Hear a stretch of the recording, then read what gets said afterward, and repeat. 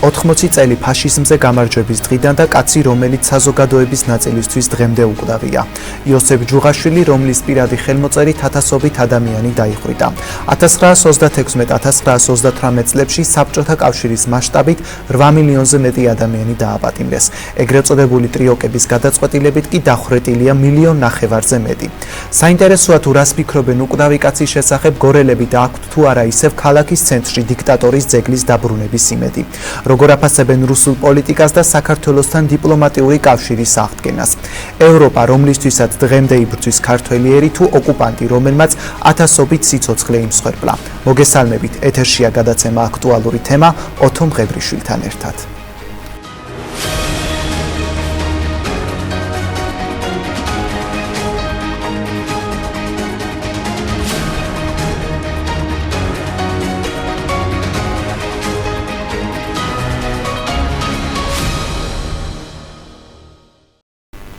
გადაცემის სტუმარია სამოქალაქო აქტივისტი ლექსო ვალიაური. ბატონო ლექსო, პირველ რიგში მადლობას გიხდით გადაცემაში მობრძანებისთვის. 80 წელი გავიდა ფაშიზმზე გამარჯვების დღიდან. როგორ შეაფასებდით საქართველოს როლს მეორე მსოფლიო ომში? მოგესალმებით, მადლობა მოწვევისთვის, გისურვებთ წარმატებას. მიხარია რომ თქვენთან ვარ სტუდიაში და მიხარია რომ აი ესე თრიალეთი განახლებული გადაცემებით აქტიურად აშუქებთ ქვეყანაში მიმდინარე პროცესებს და უმნიშვნელოვანეს საკითხებს უთმობთ დროს. გილოცავთ ევროპის დღეს ჩვენთვის, ქვეყნისთვის, რომელიც ემზადებით ევროკავშირში გასაწევრიანებლად. მნიშვნელოვანი არის, რომ მსგავსი თარიღების მიმართ ვიყოთ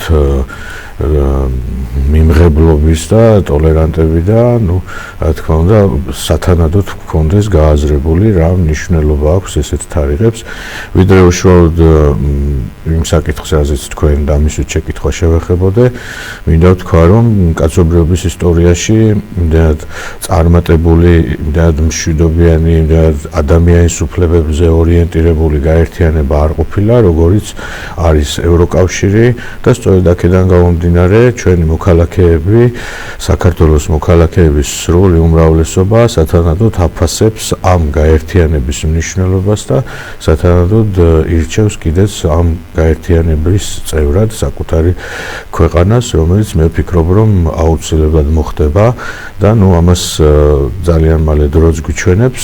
რაც შეეხება საქართველოს მონაწილეობას მეორე მსოფლიო ომში და რაც შეეხება უშუალოდ 80 წელს, მოდი ასე ვთქვათ, უმნიშვნელოვანესია ის, რომ ფაშიზმი დამარცხდა, მაგრამ დღეს, როდესაც მედიებში, ან სოციალურ ქსელებში, ან საჯარო დისკუსიების ადგილებზე ხდება ამ მოვლენის განხილვა, რასაც მეორე მსოფლიო ომი ქვია, ძალიან ხშირი არის შემთხვევები, როდესაც არასწორი რაკურსიდან მიდის მსჯელობა და მით უმეტეს აი ამ არასწორი რაკურსიდან მსჯელობას ხელს უწყობს საქართველოს მოქმედი არალეგიტიმური მოძალადე რეჟიმი, საქართველოში მოქმედი რეჟიმი, ქართული ოცნება, რომელმაც ესე უკვე მეოთხედ მიიტაცა ხელისუფლება და რომელიც პრინციპში აგრძელებს და აჟღერებს იმ იდეოლოგიას, რაც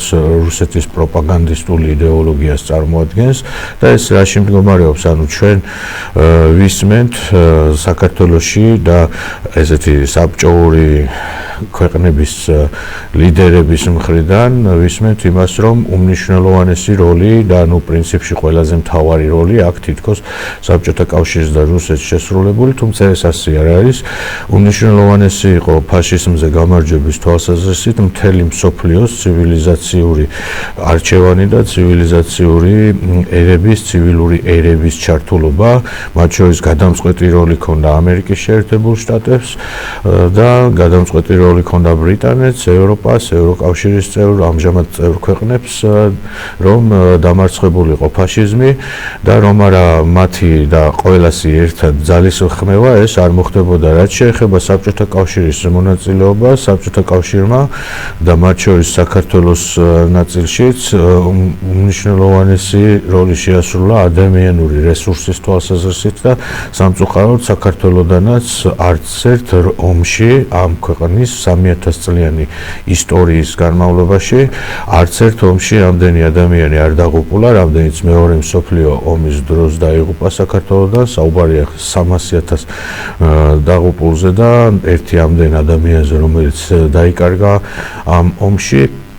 ამიტომ მნიშვნელოვანი არის, რომ სათანადოდ გავიაზროთ ჩვენი როლი და რამდენად იყო ეს როლი ჩვენი არჩევანი, ან რამდენად იყო იმისი საჭიროება, რომ ჩვენი მსგავს მცირე რიცხოვან ერს მსგავსად უმნიშვნელოვანესი და ძალიან ესეთი დიდი რაოდენობის მობილიზება ქონოდა გაკეთებული ამ ომში მონაწილეობის თვალსაზრისით, თუმცა რას ვიზავთ, ისტორია ეს ყველაფერი და რა თქმა უნდა პატივისცემის მეტი გმირების მიმართ, ვინც ფაშიზმის დამარცხებაში საკუთარი სიცოცხლე გაწირა, რა თქმა უნდა, კიდევ ერთხელ უნდა დავაფიქსიროთ და რა თქმა უნდა, ყავს ისეთი წინაპრებიც, რომლის წინაშეც ქეთს ვიხრით თითოეული ჩვენთაგანი და მადლიერებით ვიხსენებთ იმ ადამიანებს, ვინც მეორე მსოფლიო ომში ფაშიზმისა და ესე ნაცისტების დამარცხებას თავისი სიცოცხლე შესწირა.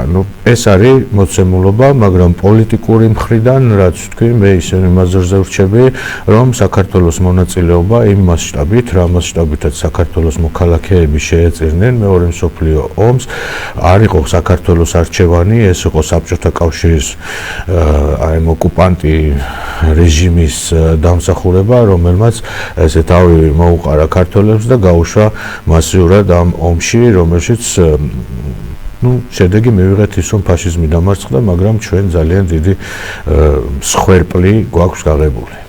80 წელი გავიდა ფაშიზმზე გამარჯვების დღიდან. საზოგადოების ნაწილი დღესაც გორის ქუჩებში ითხოვენ ბელადის ძეგლის აღმართვას, მაგრამ სანამ უშუალოდ თქვენ აზრს მოვისმენდეთ, მანამდე ვნახოთ თუ რას ფიქრობს საზოგადოება გარეთ. მე ოპოზიციონერი არასოდეს არ ვყოფილი ვარ ამ ხელისუფლების პირობებში. მე მოუწოდებ ჩვენ ხელისუფლებას.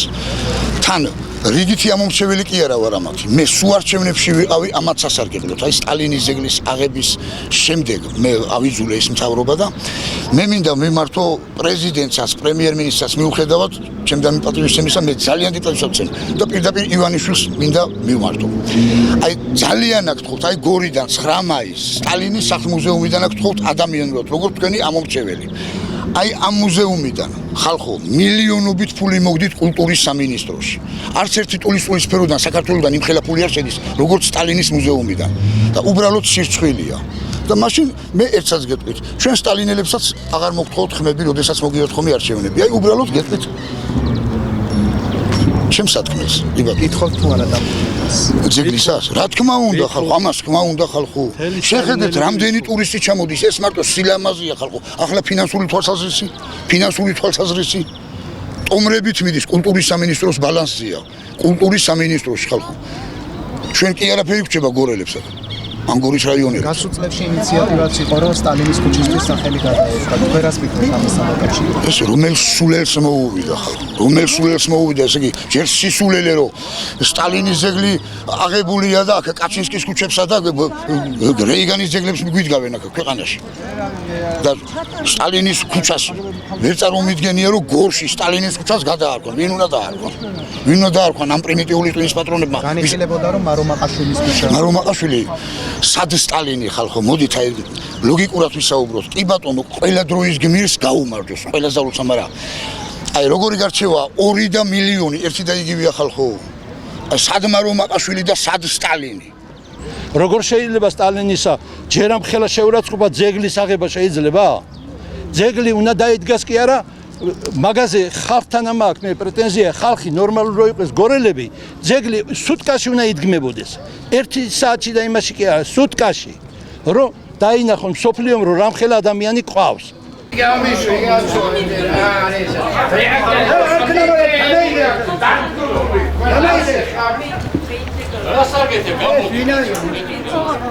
ერავანა სტალინის საზოგადოების თავმჯდომარე.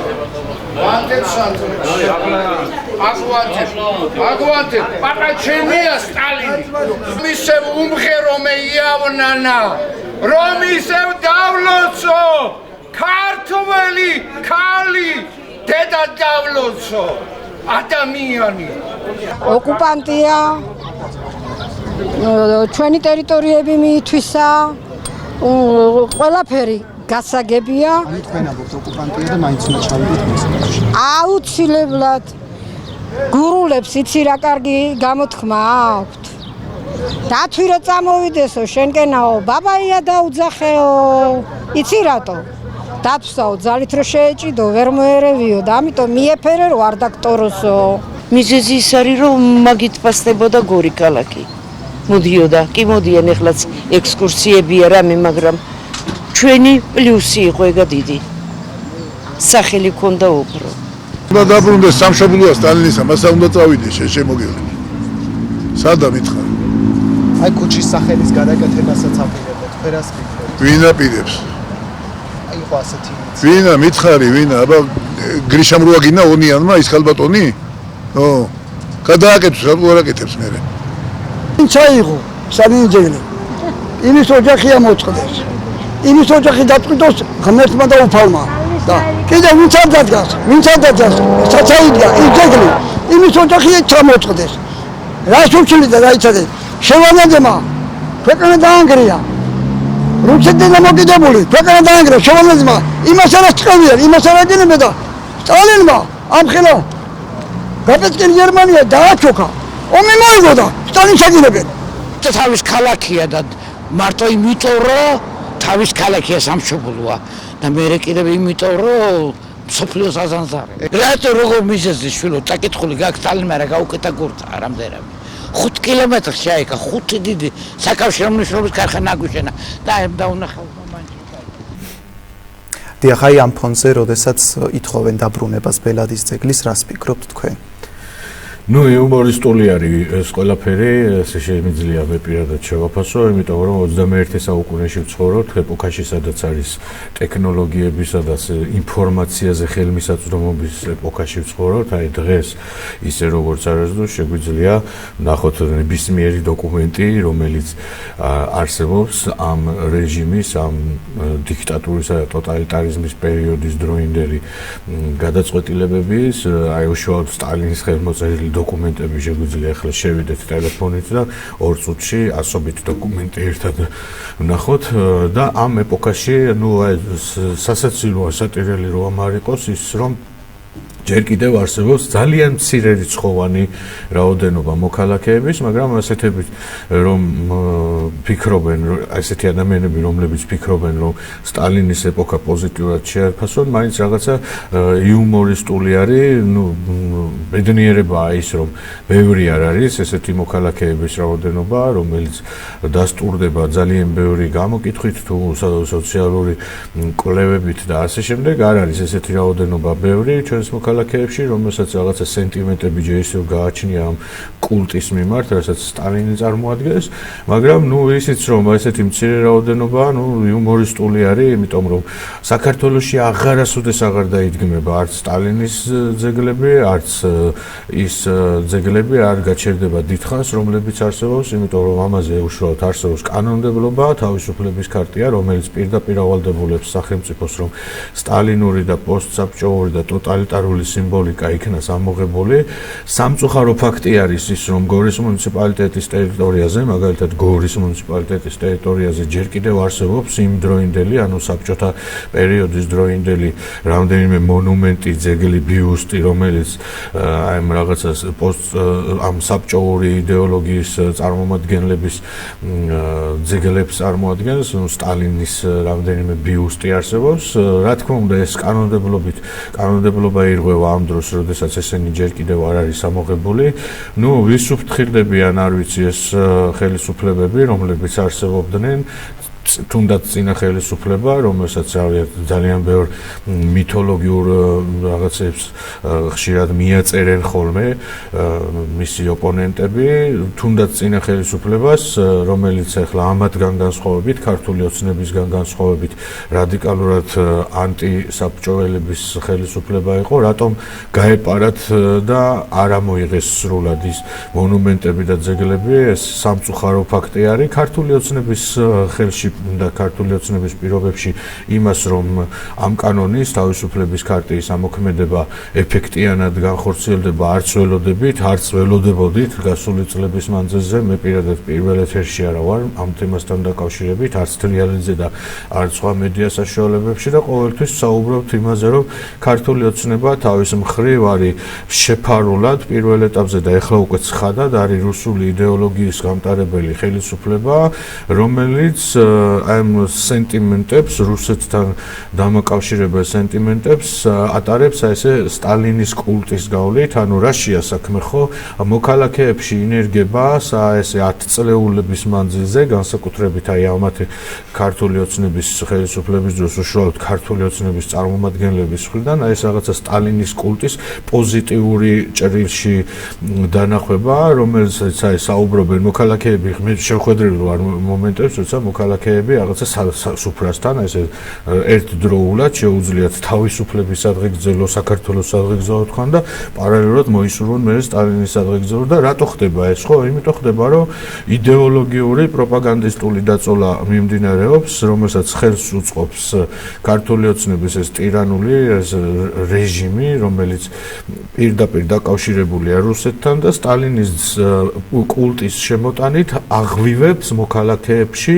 რუსეთის მიმართ სენტიმენტებს და ეს არის მთავარი პროპაგანდის ხაზი და ინტერესი, რომ შეაპაროს რაღაცა გზით რუსეთისკენ საზოგადოების კეთილგანწყობა და როგორღაც აი მოახერხოს და მოქალაქეებში ეს გამოიყვანოს და ამას ხშირ შემთხვევაში ერთ-ერთი მთავარი ინსტრუმენტი, რითიც ამას აკეთებს პროპაგანდა არის სტალინის კულტი და სწორედ აი აქედან გამომდინარე არის, რომ თუნდაც 80 წლის მერე ამ საზოგადოებაში არსებობენ ადამიანები, რომლებსაც სათანადოდ არ აქვთ გააზრებული ის რა მნიშვნელობისა და რა ზიანის მომტანი იყო ეს პერსონა უშუალოდ საქართველოსთვის. აი ყველას, ვისაც ჯერ კიდევ აქვთ რაღაცა გარკვეული ტიპის კეთილგანწყობა იმ საშინელი ბელადის მიმართ, რომელიც მკვდარია, ჩაძაღლებულია და არასოდეს აღარ იქნება მისი არც სიცოცხლის შესაძლებლობა და არც მისი იდეოლოგიის შემოbrunების შესაძლებლობა,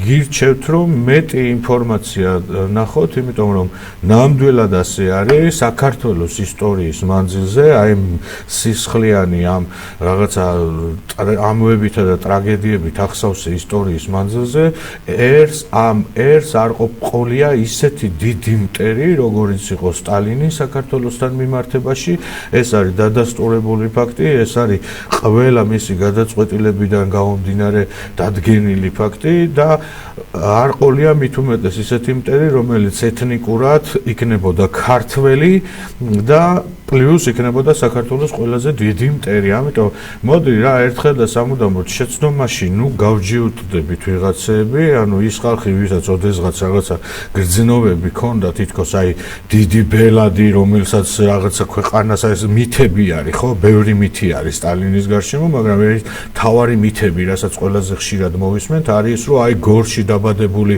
პაპაი და რაღაცა ეგეთი გამონათქვამებით ცდილობენ, რომ თქვან, რომ აი ეს კაცი დაიბადა გორში, მაგრამ მთელ მსოფლიოს გაეცნო, მერე მოიგო მეორე მსოფლიო ომი, აზანზარებდა თითქოს მთელ მსოფლიოს და ასე შემდეგ და ასე შემდეგ. სინამდვილეში ესე არ არის და მოდი ერთხელ და სამუდამოდ ყველამ შეცდომაში სიჯიუტეს, ვამჯობინოთ ის, რომ ვიყოთ საღი აზრის მხარეს და ვთქვათ ის, რომ უშვებდით ვიღაცების შეცდომას, მე პირადად არასოდეს არ დამიშვია საბედნიერო თოთო, მაგრამ არიან ადამიანები, რომლებიც არიან ამ ქვეყნის პატრიოტები, გესმის? ანუ იმ ხალხის გულწრფელ პატრიოტობაში, რომლებიც სტალინის მიმართ სენტიმენტალურები არიან და თითქოს მისი რაღაცა გაკეთილშობილება უნდათ და მისი რაღაცა კულტის პატივისცემას ითხოვენ, ხო, ეჭვი არ მეპარება პირადად მე, აი ძალიან ბევრს ვიცნობ ისეც, ვისაც ესეთი რაღაცეები ქონია და შემდგომში, როცა სიღრმეებში ჩავსულ ვართ, შეუცვლიათ დამოკიდებულება, იმიტომ რომ პირადად მე ეჭვი არ გამეპარება, რომ ესენი არიან გულწრფელად ამ ქვეყნის გულშემატკივარი ადამიანები, რომელსაც საქართველო უყვართ, რომელსაც ამ ქვეყანაში კარგი ცხოვრება უნდათ, რომელსაც ამ ქვეყნისთვის თავისუფლება ემეტებათ და რაღაცა ყველაფერი კარგი უნდათ ამ ქვეყანაში და შეცდომაში არიან შესულები, ხვდები? ანუ იმ ადამიანებს, რომლებსაც ხშირ შემთხვევაში სტალინისკენ მიდრეკილება აქვთ, ან არა აქვთ გათვლა, რომ საქართველო უნდა იყოს რუსეთისა და საბჭოთა კავშირის მსგავსი რაღაცა გაერთიანების წევრი, ანუ ხშირ შემთხვევაში და უმეტესწილად ამ მოქალაქეების სურვილი არის იყოს საქართველო თავისუფალი, დამოუკიდებელი, თვითყოფადი, სუვერენული სახელმწიფო, მაგრამ რატომღაც მაინც მიდრეკილება აქვთ ამ იდეოლოგიის მიმართ, რომელიც თავის მხრივ არის ტრაგედია, იმიტომ რომ ეს მოქალაქეები არიან პროპაგანდის მსხვერპლი და ჩვენ, ვინც საღად და ნათლად ვხედავთ რა იყო სინამდვილეში და სად არის პრობლემები, უნდა ხელი შევუწყოთ იმას, რომ კი არ გავრიყოთ ადამიანები და იმის გამო რომ ვიღაცას ჯერ კიდევ აქვს სურვილი სტალინის ძეგლი იდგას ქალაქის ცენტრში, კი არ უნდა ვეჩხუბოთ ამ მოქალაქეებს და რაღაცა ხიდები კი არ უნდა ჩავტეხოთ, უნდა ავუხსნათ რაშია საქმე, უნდა ვუთხრათ რომ სინამდვილე არის ის რომ სტალინიზა დიდი მტერი ამ ქვეყანას არ ყოლია და თუ შენ ამბობ რომ გიყვარს ეს ქვეყანა, მაშინ ურთიერთგამომრიცხავია და თუ ახლა ვიღაცა გეტყვის იმას რომ საქართველო არ არსებობს და საქართველო რუსეთია, რაც მომისმენია ზოგიერთი სტალინელის მხრიდან, ხო? ესეთებთან საუბარს მე ვფიქრობ აზრიც არ აქვს, იმიტომ რომ ადამიანს თუ არ აქვს თავისი სამშობლოს მიმართ სიყვარული და თუ არ აქვს თავისი სამშობლოს თავისუფლების გაგება, მაშინ იმასთან საუბარი ზედმეტია, მე ასე მიმაჩნია, მაგრამ საბედნიეროდ ხო, ესეთები თითქმის არ არსებობენ, ესეთები არიან უმცირესობის უმცირესობა, ამიტომ მოდი მედიამაც, საზოგადოებამაც, საგანმანათლებლო წრეებმაც მეტი აქცენტი გავაკეთოთ იმაზე, რა არის სინამდვილე, რა არის რეალობა, რა არის ამ ქვეყნის არჩევანი და აქედან ამოვიდეთ და ამ შემთხვევაში დარწმუნებულები ვიყოთ, რომ არათუ არ დაიდგმება ეს ძეგლი, არამედ მისი დადგმის მსურველებიც აღარ იქნებიან. ხალხი, რომელიც თაყვანს სცემს სტალინს, მას რელიგიასთან აიგივებს. დღეს ვიხილეთ სტალინის სახლ-მუზეუმში, როდესაც პირის სანთლებით მივიდა და სტალინის მარადმე აი მარტივია, აი ამ მოქალაქეებს, ვინც ახლა რაღაცა საბედნიეროდ ძალიან ცოტანი არიან, ხო, აი ფანატიკოსები, საბედნიეროდ, რავი, ესეც რაღაცა ღიმილის მომგვრელი. ასევე სტალინელები ამბობენ, რომ რუსეთი რომ არ ყოფილიყო და საბჭოთა კავშირი ზოგადად და სტალინი, თბილისის დღეს მეტროპოლიტენი არ ექნებოდა. ნუ ესეთი მითები ძალიან ბევრი არსებობს, ღიმილის მომგვრელი არის და ნუ რაღაცა ძალიან ცინიკური არის ყველაფერთან ერთად ის, რომ სტალინს რაღაცა რელიგიურ ჩარჩოში სვამენ და რაღაცა ამ ტირანს, რომელმაც 10,000-ობით სასულიერო მოღვაწე და სასულიერო პირი დახვრიტა, ზოგი ციხეებში ამოალპო და ნუ პირდაპირ მისი ხელით დახვრეტილი ადამიანები ერთი ძალიან დიდი რაოდენობაა და ისტორიის რაღაცა ძალიან ძიმე ნაწილია და მეორე არის ის, რომელიც დღემდე არის გამოუკვლეველი და გამოუძიებელი, მაგრამ ისტორიკოსები ხშირად საუბრობენ, რომ ამაშიც სტალინის ხელი ურევია და ნუ აღარ გავიხსენებ ჩვენს დიდ პატრიარქებს, ხო? იგივე ამბროსი ხელაიას, იგივე კირიონ მეორეს, ხო, უდიდესი პატრიარქებს, რომლებმაც სიცოცხლე ესე მოწამეობრივად გაიარეს და დაასრულეს და აი ამ ტირანის ხელით არის 1500 ტაძარი დაანგრია, 1500 ტაძარი დაანგრია მხოლოდ საქართველოს ტერიტორიაზე სტალინის რეჟიმმა, რომელიც ნუ აღწერილი რაც არის, თორემ აღწერის გარეშე რამდენი დაინგრა, ეს კიდე ცალკე უბედურებაა და ცალკე ტრაგედიაა. ის რაც ისტორიული წყაროებით დადასტურებული არის და ვიცით სულ ყველამ, არის 1500 ტაძარი და ნაგებობა, რომელიც ესე რელიგიური ნაგებობები და ტაძრები იყო და 1500 დაანგრია.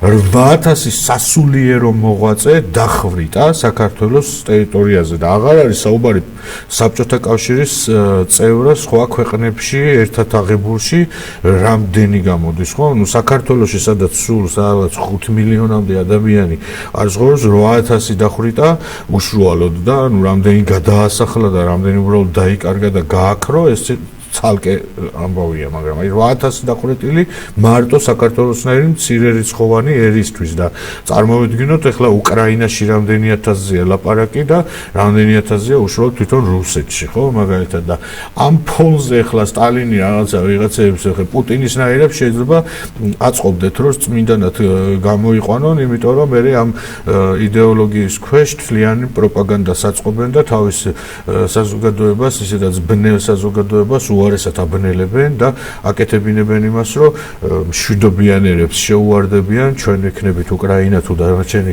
მსოფლიოს ბევრი ქვეყანა შეუვარდებიან და ბავშვებს დაახოცინებენ იმ რაღაცა რელიგიური იდეების გადარჩენის მოტივებით, ხო? ჩვენ ხშირად ვისმენთ, რომ რაღაცა რუსეთი არის მთავარი მართლმადიდებლური ძალა, რომელსაც რაღაცა ქრისტეს მახვილი უჭირავს. სინამდვილეში ეს ხო პროპაგანდაა და დანაშაულებრივი პროპაგანდა არის, რაღაცა ეს სისხლიანი პროპაგანდაა, რომელსაც აი ესე პროპაგანდას, რომელსაც რაღაცა მკვდარი ბავშვები და ქალები და ოჯახები და აწიოკებული სახელმწიფოები აქვს შედეგი. გასულ წლებში იყო ინიციატივა, რომ სტალინის ქუჩისთვის გადაერქვათ სახელი. სტალინელები ერთ-ერთი სტალინელი აღნიშნავს, რომ თუ არ ვცდები მარო მაყაშვილის სახელი უნდა ეწოდებინათ ამ ქუჩისთვის და ერთ-ერთი სტალინელი აღნიშნავს დღეს, რომ სად სტალინი და სად მარო მაყაშვილი. თქვენ როგორ შეაფასებდით ამას? მარო მაყაშვილი ძალიან დიდი პერსონაა საქართველოს ისტორიაში, ძალიან დიდი გმირი არის ეს ქალი. ეს ახალგაზრდა ქალი, რომელიც შეეწირა სწორედ აი რუსეთის იმპერიის, რაღაცა საბჭოთა იმპერიის, რაღაცა ოკუპანტი რეჟიმის შემოსვლას და ძალიან მნიშვნელოვანია მარო მაყაშვილის 8 წლის ხაზგასმა. პირადად მე ვარ იმ აქტივიზმის ძალიან ესეთი აქტიური წევრი, რომელიც ამ მოძრაობებში იყო სხვადასხვა ეტაპზე, გადარქმეოდა სტალინის გამზირს სახელი, გადარქმეოდა ცენტრალურ მოედანს სახელი, პრინციპში ცენტრალურ მოედანს სახელი არ ქვია არაფრის და ჩვენ ვქონდა რამოდენიმე პროექტის პარგლებში ახალგაზრდებს და მეც მათ შორის ქონდა. თქვენი აზრით რატომ უნდა გადაერქვას? მნიშვნელოვანი არის ის, რომ ძეგლებიც, სახელწოდებებიც, მონუმენტებიც, ყველაფერი ხაზს უსვამს ერის თვითმყოფადობას, ერის არჩევანს.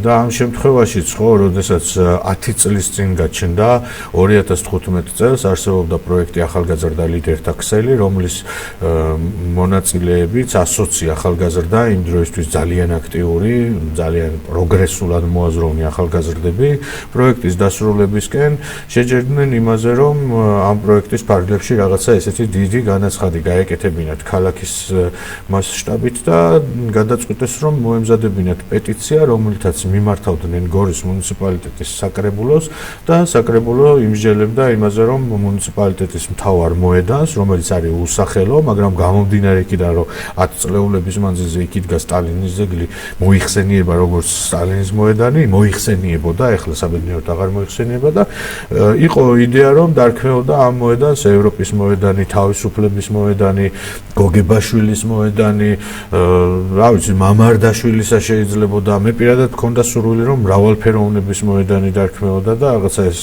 უზარმაზარი ცენტრი ხაზგასმით იქნებოდა რაღაცა სიმბოლოების მატარებელი ჩვენთვის, როგორც ერისთვის, რომელიც პატარა მცირე რიცხოვანი ერი ვართ, აი სინამდვილეში გლობუსზე არც კი ვჩანვართ, იმდენად პატარა ვართ. უმნიშვნელოვანესი არის, რომ ღირებულებებით დავანახოთ მთელ მსოფლიოს ვინ ვართ და რა არჩევანი გვაქვს ერთს გაკეთებული და აქედან გამომდინარე მნიშვნელოვანია, რომ თუნდაც ის უმნიშვნელო საკითხები, რომ ქუჩას რა სახელი ერქმევა, ხო?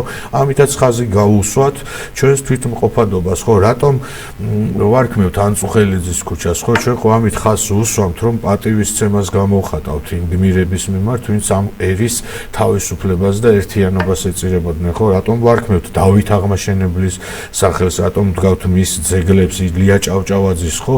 იმიტომ რომ ამით ჩვენ ხაზგასმას ვახდენთ და ქალაქში მთავარი გამზირი აქამდე რომ ჯერ ისევ ატარებს აი ამ საშინელი ტირანის დიქტატორის ამ ქვეყნის ყველაზე დიდი მტრის სახელს, ეს არის ხელისუფლებების დანაშაული პირველ რიგში, რომლებმაც აი ყველა სამოქალაქო აქტივიზმს ხელი შეუშალეს. ბევრი სამოქალაქო აქტივიზმი იყო, ახალგაზრდების დაწყებული, ქალების დაწყებული, იგივე მარო მაყაშვილის სახელწოდებასთან დაკავშირებით არსებობს მოძრაობა მარო, რომლებმაც აი ეს თავისი ინიციატივის ფარგლებში მოისურვეს, რომ მარო მაყაშვილის სახელი დარქმეოდა, ნუ სხვა ინიციატივებზეც უკვე გითხარი, მაგრამ აი ეს რომ არ მოხდა, რომ დღემდე ჩვენ გვაქვს საბჭოთა სიმბოლიკები, გვაქვს საბჭოთა სახელწოდებები დარჩენილი და მონუმენტები და ასე შემდეგ, ეს არის ამ ქვეყნის ხელისუფლების დანაშაული, წინა შემთხვევაში ხელისუფლების და ამ შემთხვევაში უკვე რეჟიმის, რომელიც უკვე გაფორმებულია რეჟიმად ქართული ოცნების სახელით. თქვენი აზრით, ამდენი წელი გავიდა დღემდე, რატომ არის ეს თემა აქტუალური? იმიტომ არის აქტუალური, კიდევ ერთხელ ვიტყვი, რომ ხელისუფლება თვითონ უსვამდა ხაზს 12-13 წლის განმავლობაში იმას, რომ ესენი არიან გარკვეულწილად ამ რაღაცა სამართალ მემკვიდრეები სტალინური იდეოლოგიის, იმიტომ რომ მე კარგად მახსოვს 2015 წელიც, როცა პირველად ეს თემა დაიძრა და ისიც კარგად მახსოვს, რამხელად წინააღმდეგობა მოყვა უშუალოდ იმდროინდელი ქართული ოცნების წარმომადგენლები მისხვიდან ადგილზე იქნება თუ ეს ცენტრალურ დონეზე. შემდგომში ჩვენ ისიც კი ვნახეთ, რომ ქალაქში მთავარ სკვერში ეს შადრევნის სკვერი რაც არსებობს, ამ სკვერის ტერიტორიაზე უკანონო მშენებლობა მიმდინარეობდა, სადაც იგეგმებოდა, რომ ჩუმად მალულად უნდა მოტანილიყო ის ჩამოგდებული სტალინის ძეგლი და უნდა დადგმულიყო ქალაქის ცენტრში, რასაც ისევ სამოქალაქო აქტივისტებმა შეუშალეთ ხელი, რომ არა სამოქალაქო აქტივისტების და საზოგადოების რაღაცა ესეთი აქტიური წინააღმდეგობა, ხელისუფლება ატარებდა ჩუმად, ხელს უწყობდა იმას, რომ აი ქალაქის ცენტრში უკანონო ამხელა პედესტალის მშენებლობას ხელისუფლებამ არ შეიმჩნია, ხელი შეუწყო და იმასაც ვნახავდით, რომ ქართული ოცნების ხელისუფლების ხელშეწყობით მოხდებოდა და დაიდგმებოდა ძეგლი, თუმცა ისევ საზოგადოებამ გაიმარჯვა და ისევ სამოქალაქო აქტივისტებმა გაიმარჯვეს. ღმერთმა არქნას ქართული ოცნება თუ დარჩა, ქართული ოცნება არის ჩვეულებრივი ბოლშევიკების იმდროინდელი რაღაცა 37 წელში რო ადამიანებს ხორეტავდნენ, იმათი რაღაცა იდეოლოგიური გამგრძელებლები, ეხლა საბედნიეროდ დახვრეტების რეჟიმი არ არსებობს, თორე 51 პატიმარი, რომელიც ახლა ციხეშიძეს უკვე დახვრეტილი ეყოლებოდათ, მაგრამ თუ ღმერთმა არქნას და ესენი დარჩნენ, ძეგლებიც გვერდზე დაგვრჩება და ყველაფერი გვერდზე დაგვრჩება, იმიტომ რომ ესენი პირდაპირ მიგვაერთებენ რუსეთის ტირანულ ტერორისტულ ხელისუფლებასთან და პირდაპირ მოხდება ის, რომ რაც კი აქამდე რამე მიღწევები ქონდა საქართველოს თავისუფლებისკენ სწრაფვის გზაზე, ეს ყველაფერი განადგურდება, თუმცა მე პირადად დარწმუნებული ვარ და საზოგადოების ძალიან დიდი ნაწილიც დარწმუნებული არიან, რომ ქართული სახელმწიფო, ქართული საზოგადოება, ქართული ისტორია ამას არ დაუშვებს, რომ არსებულ დანაშაულებრივ რეჟიმს ეს ქვეყანა გადააყოლოს. კი ბატონო, ჩვენს ეთერში რეკლამის დროა, რამდენიმე წუთში დავბრუნდებით პირდაპირ ეთერში.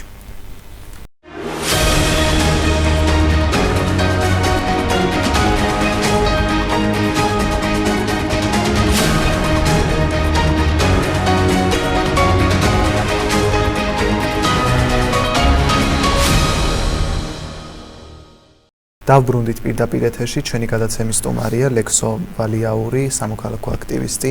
ბატონო ლექსო, საზოგადოების ნაწილი ფიქრობს, რომ დიპლომატიური ურთიერთობები უნდა აღდგეს რუსეთთან. თქვენ რას ფიქრობთ ამასთან დაკავშირებით? რუსეთის ხელისუფლებას საქართველოს ტერიტორიები აქვს მიტაცებული, ეს არ უნდა დაგვავიწყდეს. რუსეთის ხელისუფლება არის ის, ვინც ყოველდღიურად იტაცებს ჩვენს მოქალაქეებს, ეგრეთ წოდებული საზღვრის ტერიტორიიდან, საოკუპაციო ხაზის მიმდებარე ტერიტორიიდან. ამჟამადაც რამდენიმე ათეული ადამიანი არის გატაცებული და დატყვევებული ამ ოკუპანტი რეჟიმების მიერ. და არ უნდა დაგვავიწყდეს, რომ ამ ქვეყანას საუკუნოვანი გამოცდილება აქვს რუსეთის მხრიდან დაპყრობების, ანექსიის, ოკუპაციის, ამ ქვეყნის ჯანსაღი ნაწილის დახვრეტის, გადასახლების და ასე შემდეგ. ამიტომ საუბარი იმაზე, რომ რუსეთთან ურთიერთობა უნდა აღდგეს, იქნება ეს დიპლომატიური თუ ნებისმიერი სახალხო კავშირებით, არ არის სწორი, არ არის სწორი იქიდან გამომდინარე, რომ რუსეთი არ გამხდარა დემოკრატია, თუ საქართველო როდესმე აღადგენს რუსეთთან ნორმალურ ცივილურ კომუნიკაციას, ეს მოხდება მხოლოდ და მხოლოდ მაშინ, როდესაც რუსეთი დააბრუნებს იმ ტერიტორიებს, რომელიც საქართველოსგან აქვს მიტაცებული და რუსეთი აღიარებს საქართველოს თავისუფლებას, სუვერენიტეტს და დამოუკიდებლობას. ეს არ ხდება, ვერ მოხდება პუტინის მსგავსი რეჟიმის მხრიდან და სამწუხაროდ მოლოდინი იმის, რომ რუსეთი გახდება დემოკრატია არც არსებობს ამ გადასახედიდან, იმიტომ რომ პრობლემა რა თქმა უნდა არსებობს პუტინში, მაგრამ პრობლემა მხოლოდ და მხოლოდ პუტინი არ არის, პრობლემა არის ამ ერის მთლიანი მსოფლმხედველობა და ის რომ ისინი უბრალოდ არიან ერი, რომელიც საუკუნეების მანძილზე გარშემო ყველას საქმეში ერევა, ყველას საქმეს აფუჭებს, ყველასთან, არა მხოლოდ საქართველოსთან, არამედ ყველა მის მეზობელ ქვეყანასთან აქვს კონფლიქტი და ცდილობს მიიტაცოს რაც შეიძლება მეტი ტერიტორია და სხვადასხვა რესურსები და აქედან გამომდინარე არ არსებობს სამწუხაროდ იმისი მოლოდინი, რომ პუტინის ჩამოშლისა და დანგრევის შემდეგ ეს ქვეყანა დადგება დემოკრატიის გზაზე. ბედნიერება იქნება თუ ჩვენ მოვესწრებით, რომ რუსეთი ნამდვილი დემოკრატია გახდეს, იმიტომ რომ ჩვენს გვერდით ამხელა სახელმწიფო, ამხელა რესურსების მქონე სახელმწიფო თუ იქნება დემოკრატია და თუ ის აღიარებს საერთაშორისო ნორმებს, სტანდარტებს, საერთაშორისო სამართალს, ეს იქნება ჩვენთვის მხოლოდ და მხოლოდ პერსპექტივა და შესაძლებლობა, რომ ჩვენ კიდევ უფრო კარგი და განვითარებული სახელმწიფო გავხდეთ, კიდევ უფრო კეთილდღეობა მოვახერხოთ ჩვენი მოქალაქეებისთვის, მაგრამ სამწუხაროდ რუსეთს ასეთი პირი არ უჩანს და არ ვიცით ახლა წინასწარმეტყველები არავინ არ ვართ, მაგრამ ასეთი დიდ გადატრიალებას, რაც მსგავსი ტერორისტული სახელმწიფოდან დემოკრატიული სახელმწიფომდე გარდაქმნას სჭირდება, მოლოდინები ნაკლებად შეიძლება გქონდეს. ეგრეთ წოდებული ნარატივი თუ მუშაობს რუსული ჩვენს ქვეყანაში? რუსული პროპაგანდისტული არხები მუშაობენ საქართველოში, სამწუხაროდ რაში გამოიხატება ეს ნარატივი? სამწუხაროდ საქართველოში ძალიან მოწყვლადი არის საზოგადოების ის ფენები, რომლებიც სხვადასხვა პრობლემებიდან გამომდინარე პროპაგანდის მსხვერპლი ხდებიან. იქნება ეს სოციალური საკითხები ძირითად შემთხვევაში, როდესაც ქვეყანას აქვს ძალიან ბევრი სოციალური პრობლემა, ჩვენ ვიცით, რომ არნახულ მასშტაბებზე არის ასული მოქალაქეების ის რიცხვი, ვინც სოციალურ შემწეობას იღებს სახელმწიფოს მხრიდან, ანუ ქვეყანაში არის სიღატაკის რეალური პრობლემა და ასეთ დროს ძალიან მიმზიდველი გარემო არის მავნებელი პროპაგანდისტული ინსტრუმენტების გამოსაყენებლად. საქართველოში ათეულობით მედია საშუალება არსებობს, რომლებიც პირდაპირ ფინანსდებიან რუსული სპეცსამსახურების მხრიდან და რომლებიც პროპაგანდის დეზინფორმაციის ყალბი ნარატივების გავრცელებით ცდილობენ საზოგადოებაზე გავლენა მოიპოვონ და ამას ხშირ შემთხვევაში ახერხებენ კიდეც, იმიტომ რომ ხელისუფლება უწყობს პირდაპირ ხელს, მსგავსი არხების არსებობას ხელს და აქედან გამომდინარე რუსული ნარატივები ყველა შემთხვევაში ყველა ფეხის ნაბიჯზე გვხვდება, რომელიც თავის შედეგებს მეტნაკლებად აღწევს. ახორციელებს თუ არა დღეს ოკუპანტი იგივე ქმედებას, რასაც ჩადიოდა ნაცისტური გერმანია? დღეს, როდესაც თვალნათლი მთელმა მსოფლიომ დაინახა, რას აკეთებს რუსეთის ტერორისტული რეჟიმი უკრაინაში, აღარავის აღარ რჩება კითხვა, არსებობს თუ არა განსხვავება ნაცისტური და ფაშისტური რეჟიმებისგან, რომლებსაც კისერზე აქვთ მილიონობით ადამიანის რეპრესიები, ადამიანების დახვრეტა, წამება, გაქრობა და დღეს ჩვენ ვხედავთ, რომ იმ იდეოლოგიის გამგრძელებელი არის რუსეთის სახელმწიფო, მისი მეთაურის პუტინის ხელით და ვხედავთ იმას, რომ აღნიშნული ტირანი, დიქტატორი სრულიად მშვიდობიან, განვითარებაზე ორიენტირებულ ერს, თავისუფლების მოყარე ერს უკრაინას შეუვარდა და რები ჩაიდინა, ვიცით ყველამ, დახოცა ბავშვები, 10,000-ობით ბავშვი დაკარგულია და გადასახლებულია და გაფანტულია და დახოცა ქალები, ოჯახები, ყოველდღიურად ხდება ის, რომ მშვიდობიან მოქალაქეებს ბომბავს და ეს არის ტერორიზმი და ეს არის დიდი ტირანია, რომელიც სამწუხაროდ ამ ეპოქაშიც თურმე შესაძლებელი ყოფილა და ცივილურმა სამყარომ შესაბამის დონეზე ვერ შეუშალა ხელი. იმ დროს, როდესაც უკრაინის ქალაქები დაბომბა რუსეთმა და 1000-ობით ადამიანი მოკლა, დღეს საზოგადოება ისევ ამბობს, საზოგადოების ნაწილი, რომ ომი არ დაუწყია რუსეთს და ეს მოხდა გარე ძალების მეშვეობით. არაფერი არ უნდა გაგვიკვირდეს, იმიტომ რომ საქართველოში იმის მიუხედავად, რომ არსებობს საერთაშორისო სასამართლოების გადაწყვეტილებები და გამოძიებული ფაქტები და დადგენილი ფაქტი არსებობს იმის, რომ საქართველოს ტერიტორიაზეც რუსეთმა დაიწყო 2008 წელს ომი და მანამდეც, ამის მიუხედავადაც საქართველოში არსებობენ გარკვეული ჯგუფები, რომლებიც ცდილობენ, რომ ამოაყირავონ ეს ქვეყანა და ამოაყირავონ იმით, რომ შეცდომაში შეიყვანონ სხვადასხვა ინსტრუმენტების, სხვადასხვა იდეოლოგიის გამოყენებით, სხვადასხვა მასობრივი ინფორმაციის საშუალებების გამოყენებით საზოგადოების გარკვეული ნაწილი კიდევ ერთხელ მინდა ვთქვა, რომ პროპაგანდა სამწუხაროდ მუშაობს, პროპაგანდას სამწუხაროდ აქვს თავისი ეფექტები და შედეგები და საზოგადოებაში სამწუხაროდ არიან ისეთი ჯგუფები, რომლებიც არიან შეცდომაში შესული და არა მხოლოდ უკრაინის შემთხვევაში, არამედ საკუთარი სახელმწიფოს შემთხვევაშიც კი უშვებენ იმისი თქმის უფლებას, აძლევენ თავის თავს იმის თქმის უფლებას, რომ იმის მიუხედავად, რომ დადგენილი ფაქტია, რომ საქართველოს არ დაუწყია ომი, მაინც ისაუბრონ თითქოს საქართველოს დაიწყო საკუთარ ტერიტორიაზე ომი. რამდენად არის დღეს ჩვენ ქვეყანაში საშიშროება იმის, რომ დამყარდეს რუსული დიქტატურა? რუსული დიქტატურა მყარდება ყველა ფეხის ნაბიჯზე. დღეს ჩვენ გვყავს არალეგიტიმური მოძალადე რეჟიმი. როდესაც ჩვენ ვსაუბრობდით არალეგიტიმურ რეჟიმებზე და ხელისუფლებებზე რუსეთის მიერ მიტაცებულ ტერიტორიებზე, იქნება ეს აფხაზეთი თუ ცხინვალის რეგიონი, დღეს ჩვენ მთელ საქართველოს გვყავს არალეგიტიმური ხელისუფლება, რომელმაც გააყალბა არჩევნები, ძალადობით მიიტაცა ხელისუფლება და ცდილობს ახლა რომ ეს რაღაცა ძალაუფლება, რომელიც მის ხელში არის ჩავარდნილი, თავისნებაზე განახორციელოს ყველაფერი და რა თქმა უნდა ეს არის ისევ და ისევ მომდინარე რუსეთის ფედერაციის მხრიდან, რუსეთის ტერორისტული რეჟიმის დაკვეთით განხორციელებული ქმედება საქართველოში. ამიტომ დიქტატურა მყარდება ყველა ფეხის ნაბიჯზე, როდესაც იკრძალება სამოქალაქო ორგანიზაციები, როდესაც იკრძალება მედია, როდესაც იკრძალება პოლიტიკური პარტიები, როდესაც არჩევნებმა დაკარგა აზრი, როდესაც არ არსებობს სამართლიანი სასამართლო, როდესაც პროკურატურა, საგამოძიებო სტრუქტურები, საჯარო სტრუქტურები, მუნიციპალიტეტები, მერიები, ყველაფერი არის ერთ ხელში მოქცეული, ეს არის დიქტატურის კლასიკური სახე. უბრალოდ არსებობს სამოქალაქო საზოგადოება, განვითარებული სამოქალაქო საზოგადოება საქართველოში, რომელიც ამის დაშვებას ეწინააღმდეგება და ვფიქრობ, რომ ეწინააღმდეგება ნაბიჯ-ნაბიჯ მძიმე ბრძოლისა და ნერვების ფასად, მაგრამ დარწმუნებული ვარ, რომ ეს ბრძოლა, რომელიც მიმდინარეობს უკვე 200-მდე დღე არის, რაც განუწყვეტელი პროტესტი მიმდინარეობს საქართველოში იმის წინააღმდეგ, რაც ხელისუფლებამ მოძალადე რეჟიმმა ჩაიდინა. ეს აუცილებლად გამოიყენებს შედეგს და აუცილებლად მოახერხებთ იმას, რომ მოძალადე ტერორისტულ ტირანულ რეჟიმს, დიქტატორისკენ მიმავალ რეჟიმს აუცილებლად შევცვლით.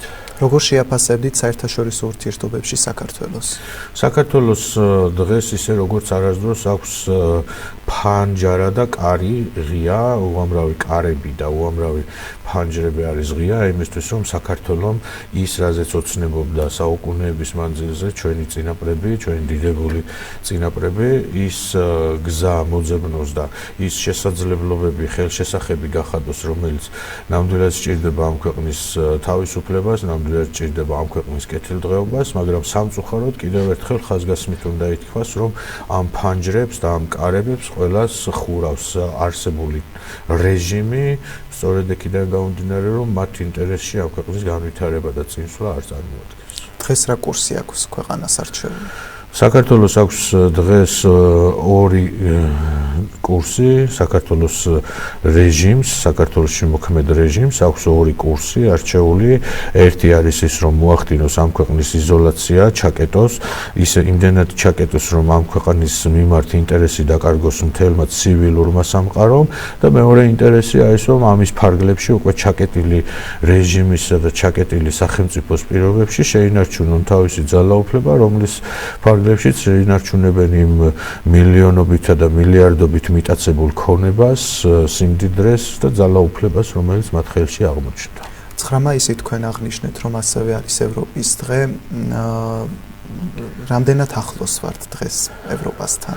ისე როგორც არასდროს დღეს ჩვენს მიმართ არსებობს ევროპის მხრიდან მზაობა, რომ ჩვენი სახელმწიფო, ჩვენი საზოგადოება გახდეს ევროპის სრულფასოვანი წევრი. არავის არ აქვს შეკითხვები ევროპასთან მიმართებაში, სისულელია საუბარი რაღაცა ვითომ ევროპა გვერყნის და ევროპა გვაკარგვინებს თვითმყოფადობას ან თავისუფლებას. ეს არის რა თქმა უნდა უდიდესი სისულელე.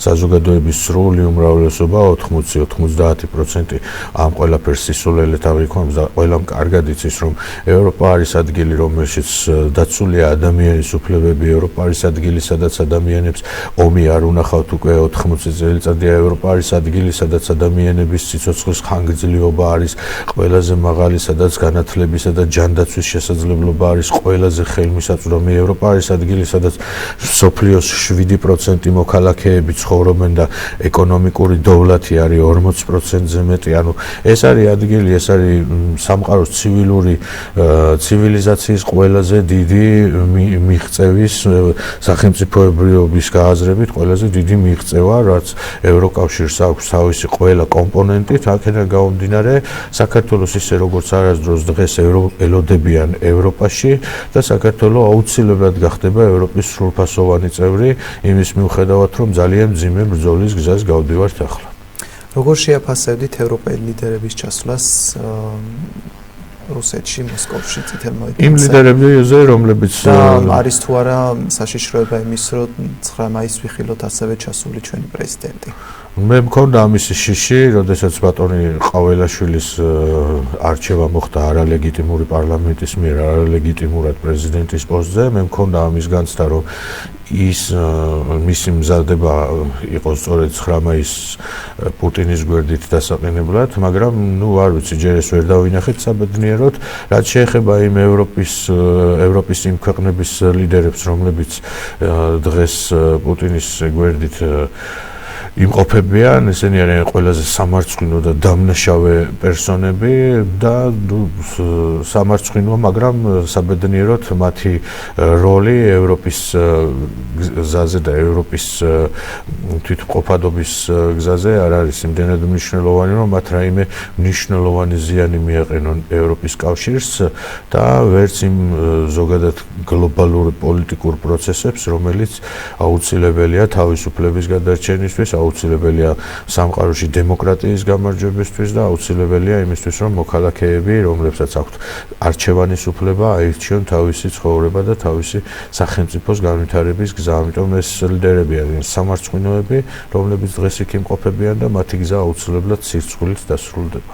რა არის თქვენი მოთხოვნა, როგორც მოქალაქის და ასევე სამოქალაქო აქტივისტის? ნომერ პირველი მოთხოვნა, რა თქმა უნდა, ის არის, რომ ამ 200 დღიანი პროტესტის ფარგლებში, რომელიც ქვეყანაში მიმდინარეობს, არის პირველ რიგში ის, რომ დაუყოვნებლივ უნდა გათავისუფლდნენ პოლიტიკური პატიმრები, ტყვეები, რომლებიც ხელისუფლებას ყავს მძევლად აყვანილი. ეს არის ნომერ პირველი აუცილებლობა, რითიც უნდა დაიწყოს სახელმწიფომ უკეთესი ნაბიჯების გადადგმა და რა თქმა უნდა აუცილებლად უნდა მოხდეს ის, რომ დაინიშნოს ვადამდელი არჩევნები, იმიტომ რომ ჩვენ დღეს არ გვყავს ხელისუფლება უკვე ოქტომბრის შემდეგ, ესე თითქმის 200 დღე არის, სახელმწიფო არსებობს ხელისუფლების გარეშე, არსებობს არალეგიტიმური მოძალადეთა ჯგუფი, რომელსაც აქვს ძალაუფლება ხელში ჩაგდებული და ეს მოძალადეები უნდა წავიდნენ რაღაცა ფორმით და წასვლის ყველაზე სწორი ფორმა, ყველაზე კარგი გამოსავალი ასეთ სიტუაციებში არის ვადამდელი არჩევნების ჩატარება და დარწმუნებული ვარ, რომ ეს მძიმე ნერვებისა და ბევრი რესურსების ხარჯზე მაინც მოხდება რომ საზოგადოება რომლებიც არ ვიღებთ საქართველოში რუსეთს და არ ვაღიარებთ ამ ქვეყნის გარუსებას